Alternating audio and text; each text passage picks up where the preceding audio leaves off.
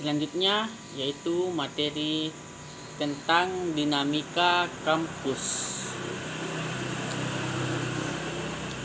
Banyak pepatah mengatakan bahwa hidup itu pilihan. Artinya, dalam menjalani seluruh rangkaian dalam hidup, kita selalu dihadapkan pada pilihan. Kita harus memilih mulai dari hal kecil, hal yang selalu kita lakukan, misal memilih pakaian mana yang akan kita pakai, hingga pilihan yang akan menentukan keberlangsungan hidup orang banyak, seperti membuat kebijakan dalam peraturan negara. Itu pun semua masih merupakan pilihan yang berkaitan dengan hidup. Belum lagi pilihan yang berkaitan dengan hidup ketika kita setelah di dalam kandungan dan dunia, yaitu belum lagi pilihan yang berkaitan dengan hidup ketika kita setelah di dalam kandungan dan dunia, yaitu di akhirat. Hal yang akan saya bahas di sini adalah pilihan di pertengahan masa hidup kita. Lebih perspektifnya lagi, dalam dunia kampus dipersempit lagi hingga pada permasalahan mengenai kehidupan mahasiswa di kampus yang setiap harinya dihadapkan pada pilihan.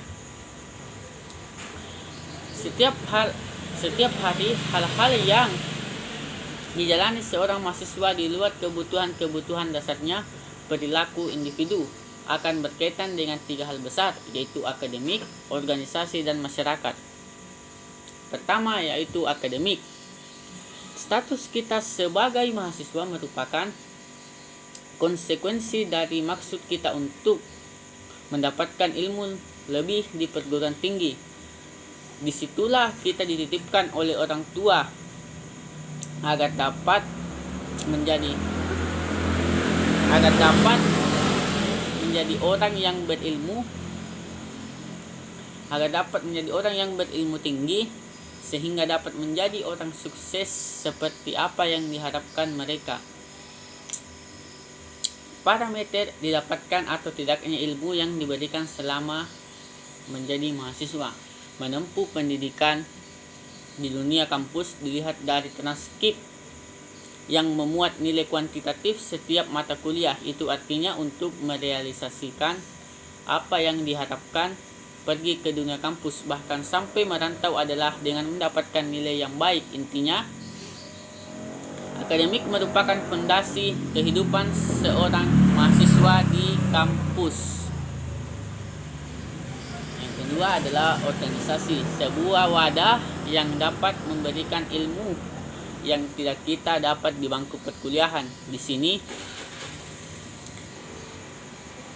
kebutuhan manusia dalam berinteraksi dengan sesamanya ditingkatkan kualitas dan kuantitasnya.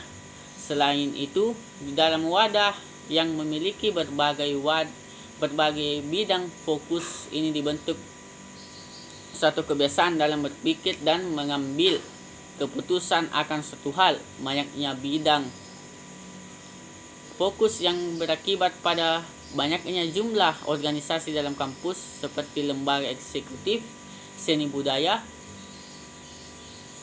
agama, kajian, media, dan keprofesian yang menyebabkan bisa saja seorang mahasiswa terlibat dalam lebih dari satu organisasi.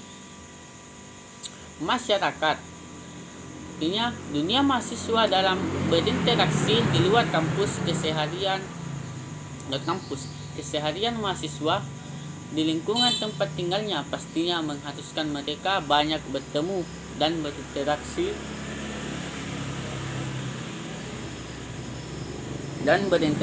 dengan masyarakat setempat.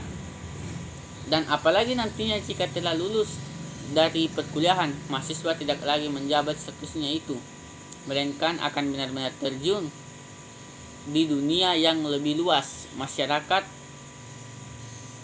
Oleh sebab itu, sekarang ini tugas terpenting adalah mahasiswa dapat menjadi kaum intelektual muda yang ada untuk membantu masyarakat. Dari ketiganya kita sama-sama mendapat amanah yang tujuannya sama-sama, untuk kebaikan, tetapi pihak yang memberikan amanah itu berbeda-beda. Seringkali kita dihadapkan pada pilihan di mana suatu kepentingan, terutama akademik dan organisasi,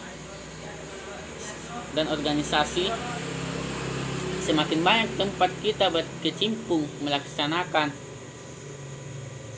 kegiatan, semakin sering pula intensitas tumbukan kepentingan dengan pilihan yang lebih banyak pula. Mudah saja menentukan pilihan jika dalam waktu yang sama, misal kita memiliki agenda rapat harian